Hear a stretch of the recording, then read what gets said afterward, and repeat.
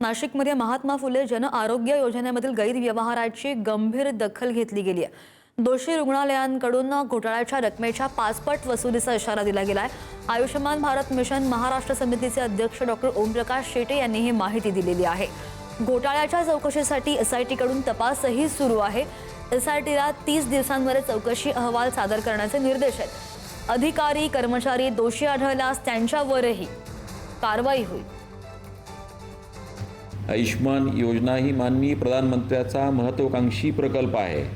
त्यामुळे इथं नसेल तर तिथून सध्या याच्यावरती वाच आहे। त्यामुळे कुणाच्या मनामध्ये हे असेल तर ते एवढं सोपं नाही आणि लोकांना ॲक्सेस खूप माहिती आहेत, कुठं मेल करायचे, कुठं काय करायचे। जो मोठ्या प्रमाणामध्ये हे दिसल्याच्या नंतर एसआयटी गठीत करण्यात आली। कुणी असू द्यात, किती मोठे असू द्यात, यंत्रणेपासून पार मिनिस्ट्रीपर्यंत मंत्रालयापर्यंत असतील तरी कोण सुटण्याचं काही कारण नाही, कारण अशा गोष्टीची माननीय मुख्यमंत्री पाठराखण करणार नाही। गुन्हेगार आहेत त्यांच्यावरती एफआयआर तर केलेत, बाय नेम एफआयआर आहेत। त्यामुळं ही कुणी वाचले जाणार नाही।